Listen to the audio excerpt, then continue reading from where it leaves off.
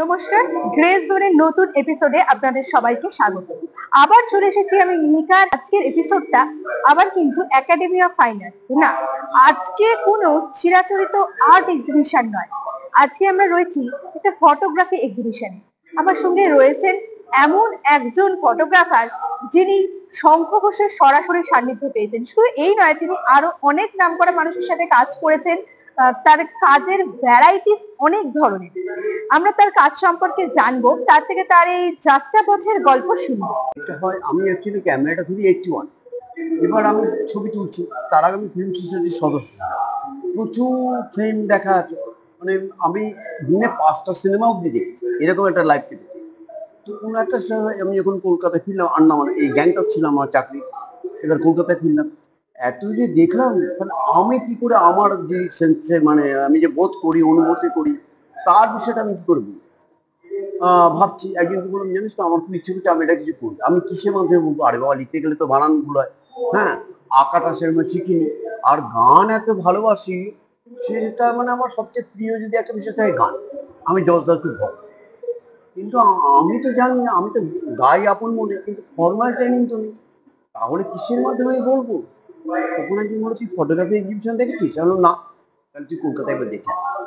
তো চলে গেলাম কলকাতা, গিয়ে দেখলাম মা তাই তো, কাগজের ছবি এই ছবিটা আলাদা, তাহলে এটা তো একটা বিষয়।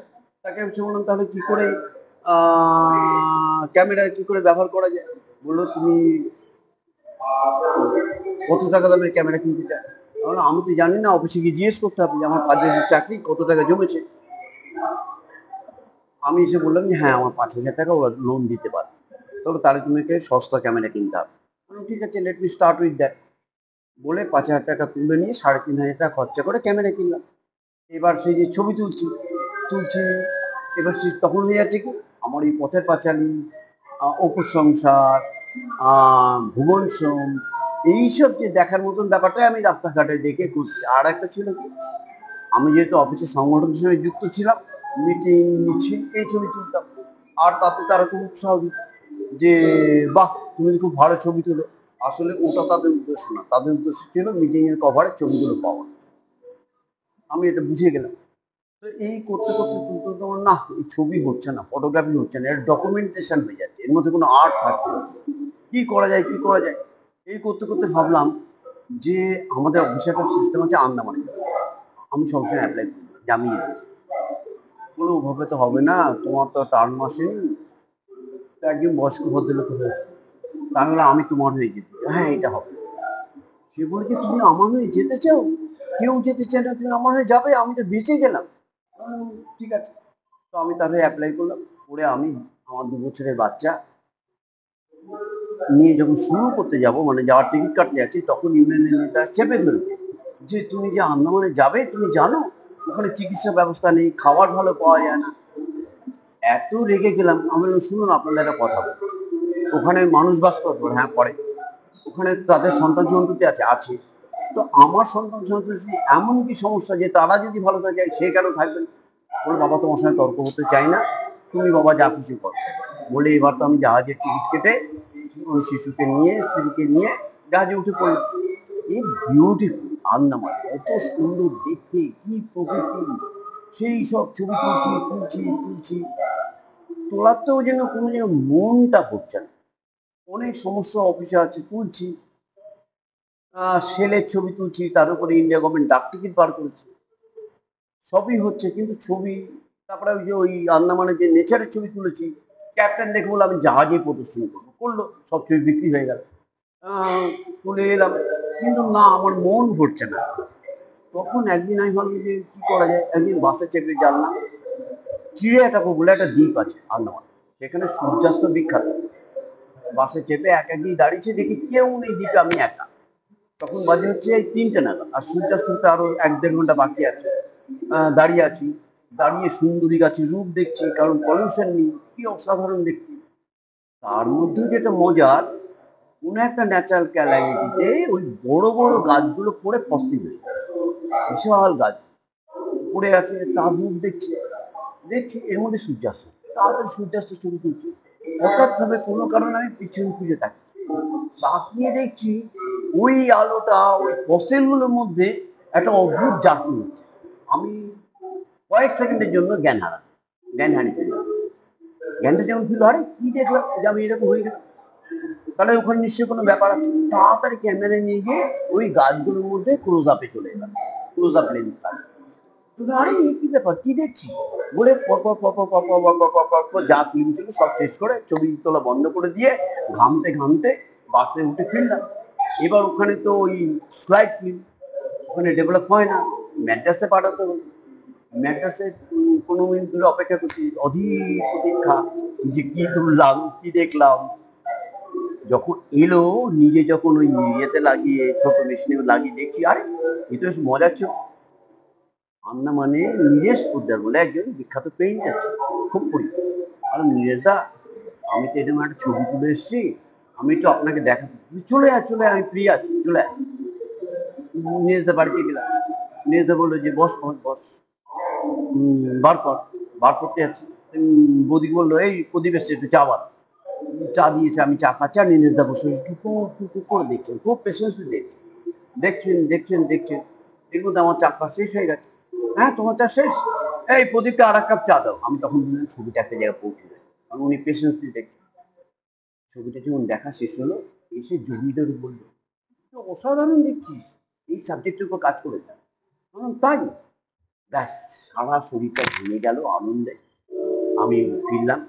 এই যে দেখার হচ্ছে শুধু, এইবার কি হলো গাছ, তারপরে তো আমি কিসে না দেখছি, কাপড়ের টুকরো, ফাটার দেওয়াল, জল, বালি, মানে সে আপনি বিশ্বাস করতে পারবেন না যে আমার ছবির সংখ্যা এখন কোন পর্যায়ে চলে যাচ্ছে।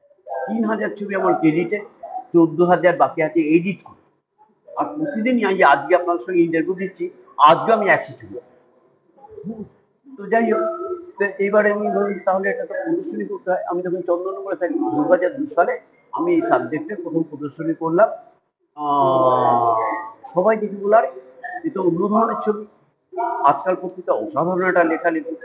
তারপর বললাম তাহলে তো হলে এবার কলকাতায় যেতে হয়, একাডেমিতে অ্যাপ্লাই করলাম 2003-এ। কাকে দিয়ে উদ্বোধন করবো? সৌমেন্দ্র রায়কে ধরলাম। সৌমেন্দ্র বললেন আরে এ তো অন্য ধরনের ছবি, হ্যাঁ ঠিক আছে তুমি আমার নাম লিখে দাও। সৌমেন্দ্র খুব খুশি হলেন। এবার এই ছবি নিয়ে একাডেমিতে প্রদর্শনী শুরু হলো, প্রচুর ছবি। একদিন ভদ্রলোক এসে বললো না না এসব এসব কম্পিউটারের ব্যাপার, এগুলো দেখা যায় না। কারণ দাদা আমি আপনাকে সত্যি বলছি, আমি দেখে বলে আমি বিশ্বাস করছি না। বললে আমি তো কিছু করার নেই। তো এই প্রদর্শনী চলছে, উনি উনি যখন প্রদর্শনীর শেষ দিন আগে এসছেন, এসে বললেন যে এগুলো সব মিথ্যে। এমন কেন? বললো আমি 7 দিন ধরে অনেক ফিল্মের প্রচুর ছবি চেষ্টা করেছি, একটাও পাইনি, আর আপনি এতগুলো কি করে পেলে? আমি বললাম এই তো আমি জানি না, আমি কি করে বলবো। তো এই আমার প্রথম প্রদর্শনীর অভিজ্ঞতা।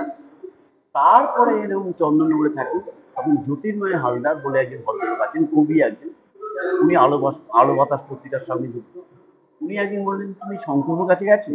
আমি যে না, তো অত বড় মানুষ, তার কাছে আমি কি করে যাবো, আমি ব্যবস্থা করে বলে উনি ফোন করলেন প্রতিবিম্ব পত্রিকার সম্পাদক প্রশান্ত মাঝি। বললেন এরকম আমার একটা ছেলে আছে, এরকম ছবি তোলে, তুই একটু ব্যবস্থা করে দে, শঙ্করকে দেখানোর জন্য। বলে হ্যাঁ চলে আসে, কোনো অসুবিধা নেই। প্রতি রবিবারে শঙ্করবাবুর বাড়িতে নিয়ম হচ্ছে রবিবার দিন সবাই যেতে পারে এবং সবাই বসে ওনার সঙ্গে গল্প করা, কথা বলা, নিজের নিজের সব ব্যক্ত করতে পারে। তো আমি চন্দননগর থেকে যাব, সেই সময় চন্দননগরে একটি খুবই মানে এখন সে অত্যন্ত উচ্চ পদে কাজ করে, সে একজন বৈজ্ঞানিক হয়ে গেছে। তার আমার ছবির প্রতি আকর্ষণ, সে বলে চন্দন শঙ্করবাবুর কাছে আছেন প্রদীপবাবু, আমি যদি যাই মানে আমার তো খুব ভালো হয়। তাহলে যাচ্ছি, অদ্ভুত একটা ব্যাপার, আমি তো ব্যাগে খুব ছবি টবি গুছিয়ে নিয়ে যাচ্ছি, হঠাৎ ওই ওর দিকে তাকিয়ে দেখি ওর হাতে মিষ্টির প্যাকেট আর ফুলের তোড়া। হ্যাঁ, আমি যাচ্ছি আমার কাছে আর ও যাচ্ছে আমার সাথে, আমার মধ্যে এই বোধ নেই যে মিষ্টি আর ফুলের তোড়াটা আমি নেবো, ওর মধ্যে সেই বোধ। আমি কান ধরলাম, বাবা আমার মধ্যে এইসব ব্যাপারটা নেই। তো যাই হোক, দুজনে মিলে সাহায্য করলাম শঙ্কর বাড়িতে এসে বসে আমাকে আমাকে তাকিয়ে বলে আপনি? আমি হ্যাঁ স্যার আমি এসছি, আমি ছবি তুলি। ও ছবি তোলেন, আমি একটু আপনাকে দেখাই। কই দেখি। উনি একটা করে দেখছেন, আস্তে আস্তে দেখতে দেখতে হঠাৎ করে বলুন আরে এ তো রবীন্দ্রনাথ। আমার কিরকম গাটা শিউরে সঙ্গে বলতে রবীন্দ্রনাথ। এই হচ্ছে ওনার সঙ্গে পরিচয় সূত্রপাত 2004 সাল। প্রতিনিয়ত যাচ্ছি, ছবি দেখাচ্ছি। উনি উনি আপনি তো হচ্ছে সম্পর্ক আরো মানে আন্তরিক হয়ে যাচ্ছে। করতে করতে প্রথম প্রদর্শনী করলাম গর্জি সদর। এই প্রথম শঙ্খ ঘোষ কোনো ফটোগ্রাফির প্রদর্শনী উদ্বোধন করলেন গর্জি সদর। উনি সঞ্জয় মুখোপাধ্যায় যখন শেষ হচ্ছে লিসে জড়িয়ে ধরলো, বলে প্রদীপ আমি শঙ্করবাবুকে কোনোদিন কোনো ব্যক্তির সম্বন্ধে আধ ঘন্টা বলতে শুনি, আপনি করেছেন নাকি? আমি বললাম তা তো আমি জানি না। তো সে একদিন ভদ্রলোক ওই মধ্যে চিল্লিয়ে উঠলেন, কলকাতায় দেখেন এই ধরনের ফটোগ্রাফি এগিয়েছে। এই হচ্ছে আমার কলকাতায় গর্জি সদনের প্রথম অভিজ্ঞতা। এরপরে হলো কি, আমি কোনোভাবে আর্থিকভাবে পেরে উঠছিলাম, আমার ছবি তোলাটা কোনো কারণে বন্ধ হয়ে গেল। এটা শঙ্করপুর কাছে খুব বেদনাদায়ক। উনি তখন খুঁজে বেড়াচ্ছেন, সবাইকে বলছেন প্রতিযোগিতাতে দেখো তো একটু কোথাও খুঁজে পাওয়া যায় কি। অনেকে বলছে না স্যার দেখা হয় না, আমি তো ওনার ফোন নাম্বার রাখিনি, জানি না। তো একদিন ফোন করে বললো যে প্রদীপবাবু আপনাকে শঙ্করবাবু খুঁজছেন। আমি বললাম আমি কি করতে যাবো? আমি কি ওনার বাড়িতে মিষ্টি খেতে যাবো? আমি যাবো না, আমি ছবি তুলি না, আমি যাবো। বলে কিন্তু উনি কিন্তু আপনাকে খুব খুঁজছেন। আমি বললাম তা খুঁজলে আমি কি করবো? আমি যাবো না, আমি ছবি তুলি না। হঠাৎ করে আমার অফিসের অত্যন্ত প্রিয় কলিগ, তার সঙ্গে বই মেলাতে দেখা হয়েছে। তাকে কি শঙ্কু বলেছে তুমি তো প্রদীপের সঙ্গে চাকরি করো? হ্যাঁ। বলেছে প্রদীপকে একটা ধরে এলো তো আমাকে। বলে কেন? না আমার খুব দরকার আছে। তো বেরিয়ে এসে আমাকে ফোন করে বললো প্রদীপ দা শঙ্কুবাবু এরকম তোমায় খুব খুঁজছেন, আমি কথা দিয়েছি তোমায় নিয়ে যাবো। তাহলে দেখো দিজেন, আমি আমি দিজেন ভূমি, আমাদের পত্রিকা স্বরন্দ্র পত্রিকার সম্পাদক, অনেক অনেক প্রতিভার অধিকারী সে। যাই হোক, তো আমি তাকে খুব মানি, ভালোবাসি, আমার থেকে 10 বছর ছোট। আমি পরিচয় দিই রেসপেক্টেড ভাই, আমি বলি না স্নেহের ভাই, এতটাই মানে তার মেধা তাড়িয়ে। তো আমি বললাম যে তুমি যখন কথা দিচ্ছ তাহলে যেতে হবে। বলে না, যাওয়ার আগে তুমি এক কাজ করো, কলেজ স্ট্রিটের ছেলেকে পাঠাও, বটপাকুড়ের ফেনা বইটা নিয়ে আসো। বললাম কেন? বলে উঠে উনি তোমার সম্বন্ধে লিখেছেন। আমি তাই? এবার তাড়াতাড়ি ছেলে গেল কলেজ স্ট্রিট, গিয়ে আমি তো মানিকতলা কোয়ার্টারে থাকি, ছেলে কিনে আনলো। এসে দেখি ও মা, উনি বলছেন যে প্রদীপ দত্ত থেকে রবীন্দ্রনাথ। আমার কাছে আছে, আপনাকে দিয়ে দিচ্ছি সে। আমি তো কানটা কাঁদছি। তো আমি রোববার দিন ওর কথা অনুযায়ী ওর সঙ্গে আমি শঙ্কুর বাড়িতে কাঁপতে কাঁপতে কাঁপতে কাঁপতে সিঁড়ি দিয়ে উঠে গিয়ে বসে আছি, চুপচাপ বসে আছি। বসে আছি, আমাকে প্রথমে বললেন কেমন আছো? আমি বললাম আমি ছবি তুলি না। অন্যায় করছি, তোমাকে আমি বলছি। এবার চা মিষ্টি সব এলো, খেলাম। আমি স্যার আজকে আসছি, এসো ভালো থেকো। বেরিয়ে যাচ্ছি, একজন ভদ্রলোক ছুটে বলল যে প্রদীপদা স্যারের তো 5ই ফেব্রুয়ারি জন্মদিন, আপনি আসলে স্যার খুব খুশি হবেন। আমি বললাম ভাবছি, ঠিক আছে ভেবে দেখো। বলে কাঁপতে কাঁপতে সিঁড়ি দিয়ে নেমে বাড়ি ফিরে এলাম। সব বললাম ছেলেকে আর মিসেস।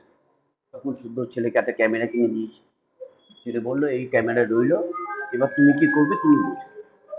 আমি আবার সেই শঙ্কর বাড়িতে গিয়ে আবার ছবি তোলা শুরু হয়, প্রায় 5-6 বছর বাদ। ওইটাই উনি লিখেছেন, কোথায় গেল কোথায় গেল প্রদীপ। আবার শুরু করলাম। এই জার্নি শুরু করতে করতে ছবি তুলে যাচ্ছি। তার মধ্যে হলো কি, একদিন হঠাৎ করে উনি বললেন যে প্রদীপ তোমার সঙ্গে একটা কথা আছে, বসো।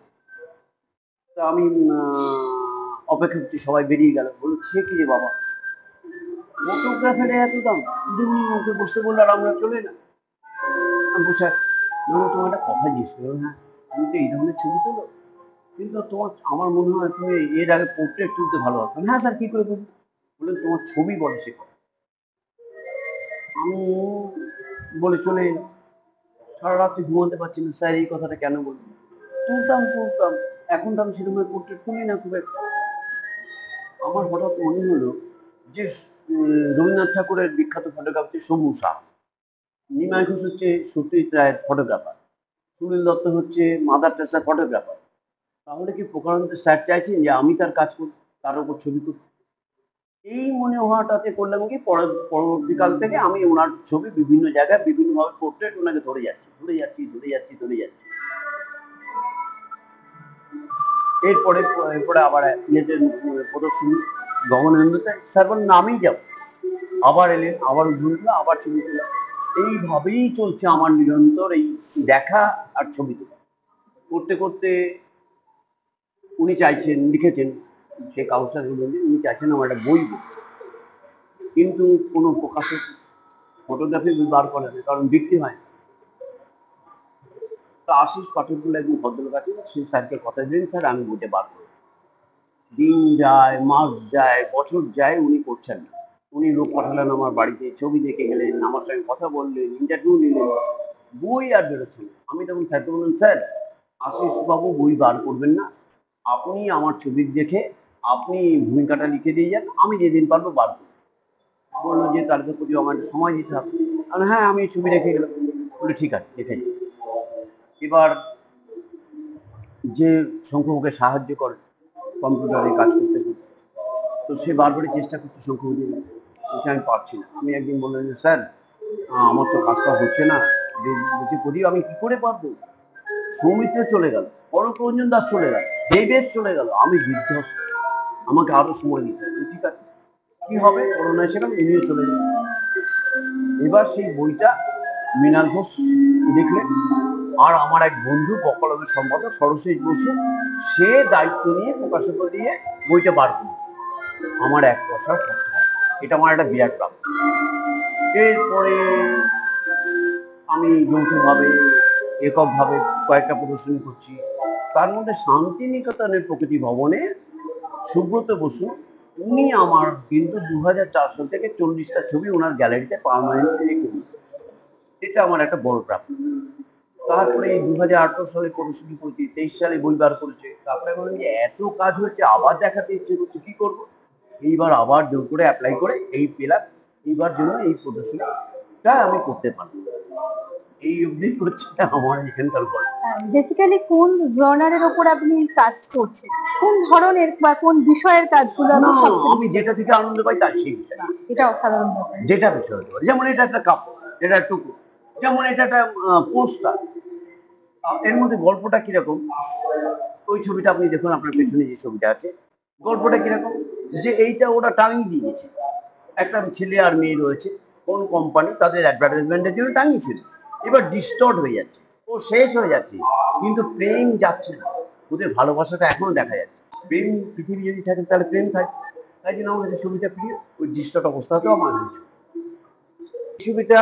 একদিন আমি আমার স্ত্রী দুজনে মিলে কোথাও যাওয়ার জন্য, ট্রেন ধরার জন্য একটা স্টেশনে অপেক্ষা করছি। তো অপেক্ষা করতে করতে আমার স্ত্রী জানে যে কোথায় চলে যাবে, ছবি তুলতে তার ঠিক নেই। তা আমি যে হঠাৎ করে দেখছি ওই স্টেশনের কোনো একটা দেওয়ালের মধ্যে একটা প্লাস্টিক এইভাবে সাঁটানো রয়েছে, আর তার মধ্যে এই যে এরকম ফাটা ফাটা ব্যাপারটা রয়েছে। আসলে এই যে প্লাস্টিকটা যখন টাঙানো ছিল, তারপরে জল বৃষ্টি লেগে এই ফাটা ফাটা ফাটা ফাটা ব্যাপারটা ঘটেছে। আর ঘটার মধ্যে আমি দেখি, আরে এর মধ্যে একটা অদ্ভুত রূপ আছে। রূপটা কিরকম, বেশ ভালো করে প্রত্যক্ষ করে দেখলাম যে ও পাশে মেল, এ পাশে ফিমেল। আর সেই অদ্ভুত ব্যাপার, সেই জন্য মনে হচ্ছে Romeo and Juliet, very close together. হ্যাঁ, আবার আবার মনে হলো যে রবীন্দ্রের সঙ্গে কি মনে হলো, যে প্রেম বলে যে যুগে যুগে তোমার লাগে আছে দেখে, মেঘ বলেছে যাবো যাবো আপনার গান, সবাই এই গানটা। তাই জন্য এই ছবিটা আমার কাছে মানে সঙ্গে সঙ্গে আমি কয়েকটা এক্সপোজ করলাম, আর সে দেশে এনে দেখলাম হ্যাঁ ঠিক তাই, আমি যা দেখছি তাই বেরিয়ে এসেছে। কলকাতাতে এই মুহূর্তে ফটোগ্রাফি, বিশেষত যদি বলি আমরা ফাইন আর্ট ফটোগ্রাফি, কমার্শিয়াল নয়, সেই ধরনের ফটোগ্রাফির মার্কেটটা কিরকম? আমি আমি বলতে পারবো, আমি আচ্ছা। বলতে পারবো না। এই ব্যাপারে আমার কোনো অভিজ্ঞতা নেই, তবে আমি এর প্রদর্শনী করি। সত্যি কথা বলতে সেইভাবে ছবি বিক্রি হয় না খুব একটা, অনেকে ছোট ফটোগ্রাফিকে শিল্প বলে মনে করেন না। এটা একটা অদ্ভুত দুর্ভাগ্য আমাদের। আমার মনে হয় আমি পৃথিবী বিশ্বের মানুষ, পৃথিবী বিশ্বের ফটোগ্রাফার, আমাদের এখানকার মানুষেরা বা আহ, সেইভাবে আমাদের হাইলাইট করেন না, আমাদের কাজকে গুরুত্ব দেন না। কয়েকজন দেন, সেটা দিয়ে ওইভাবে তো ইয়ে হয় না। মানে এটা গুরুত্ব না দেওয়া নাকি বুঝতে না পারা কাজটা? দুটোই আছে, দুটোই আছে। আমার মনে হয় গুরুত্ব না দেওয়াটাই তাদের বেশি। এটা বাঙালির একটা অদ্ভুত চরিত্র, কারণ তারা চায় না যে কোনো মানুষ এগিয়ে যায়, চান চান বিশেষ করে এইসব মানুষ। নতুন প্রজন্মের ছেলে মেয়েদের মধ্যে একটা বড় অংশ ঝুঁকছে এই ধরনের কাজের প্রতি, একটু অন্য ধরনের কাজ করছে। এই জিনিসটা আপনার কেমন লাগে না, যখন এই আমি ধরনের এই জিনিস? ক্ষেত্রে একটা কথা বলি, আপনারা নিশ্চয়ই কমলেশ্বর মুখোপাধ্যায়ের নাম জানেন, বিখ্যাত পরিচালক। ওনাকে আমি একদিন ছবি দেখাতে গেছি, তো উনি দেখে বললেন, প্রদীপদা আপনাকে আমার অভিজ্ঞতার কথা বলি। আমি যখন ডাক্তারি পড়তাম, তখন আমরা বন্ধুরা মিলে স্টিল ফটোগ্রাফি করতাম, এবার ছবি টবি তুলে এনে আমাদের একদিন বসা হতো, সব ছবি বিছিয়ে নিয়ে যে ছবিগুলো কি হয়েছে। উমা, ছবি দেখতে গিয়ে দেখছি সব ডকুমেন্টেশন হয়ে যায়, তার মধ্যে অ্যাস্থেটিক নেই। তাহলে কি হোক, আসলে আজকে আপনার যে ছবি দেখলাম না, অ্যাস্থেটিক ব্যাপারটা যে কোন পর্যায়ে হতে পারে তার জন্য আপনার ছবি দেখেছি। তো আজকের প্রজন্ম যেভাবে নতুন কিছু করব ওভাবে ভাবলে হয়, অত্যন্ত ভাবে নিরন্তর মানসিকতা। আমার কথা হচ্ছে, আমি ব্যক্তিগতভাবে প্রথম উদ্যোগ ধরে চার্লি চ্যাপলিনের জীবনী, ওটা জোর হয়ে যাচ্ছে। চার্লি চ্যাপলিনের জীবনী, তারপরে হচ্ছে ভ্যান গগের লাস্ট ফর লাইফ, তারপরে হচ্ছে হেমেন মজুমদারের ছবির চশমা। এই বইগুলো আমাকে এত উদ্বুদ্ধ করেছে। আর রবীন্দ্রসঙ্গীত। আর একটা হচ্ছে যে জল, আমি জলের মধ্যে শুয়ে শুয়ে বই পড়তে পারি। জল যখন আমার সারা শরীরের মধ্যে থাকে, আমি 1 ঘন্টা ডেলি সাঁতার করি, যখন শরীরে থাকে তখন যেন আমার মধ্যে দিয়ে একটা অন্যরকম অনুভূতির বন্যা বয়ে যায়। এই যে রবীন্দ্রসঙ্গীত, জল, এইসব ব্যাপার ট্যাপার থেকে আমার ক্ষেত্রে আমি একটা অন্য জগৎকে মনে হয় দেখার মধ্যে জড়িয়ে যাই। এটা আর যেটা আপনি বলছেন যে নতুন ছেলেমেয়েরা, আমার মনে হয় দ্রুত কিছু হয়, নিরন্তর প্র্যাকটিস, আলোকে চেনা, বস্তুর সঙ্গে নিজেকে আত্মিকভাবে, যেমন ধরুন আমরা পশ্চিমবাংলার 6টা ঋতু, এই 6টা ঋতুতে বলুন তো দেখি যে পাতাকে আমরা কতভাবে দেখি, এইগুলোকে দেখা, তাদের যে রূপ আছে, তাদের বসন্তকালে তার যে চলে যাওয়ার রূপ আছে, বা আস্তে আস্তে যখন বসন্ত শেষ হচ্ছে নতুনের সংস্পর্শে আসছে তাদের যে রূপ আছে, এই ঋতুর মধ্যে রূপকে খোঁজা। বর্ষা, আমি বলি গ্রীষ্ম চলে গেলে পরে যখন জলের ফোঁটা পড়ে তখন রুক্ষ জিনিসটা হয়ে যায় সূক্ষ্ম, রুক্ষতা থাকে না, হয় যে সূক্ষ্মতা। আর সূক্ষ্মতার মধ্যে দিয়ে আমার ছবি বেরোয়, আমার ক্ষেত্রে হয়। তো এইগুলো করতে করতে জীবনের মধ্যে দিয়ে চলতে চলতে, আর শিল্পী হতে গেলে আমার মনে হয় চার্লি চ্যাপলিনের কথাগুলো খুব গুরুত্বপূর্ণ। প্রথম কথা, মানসিকভাবে স্বচ্ছ হতে হবে, সৎ হতে হবে, নিরলস হতে হবে, হ্যাঁ, এবং কাজের প্রতি নিষ্ঠা থাকতে হবে।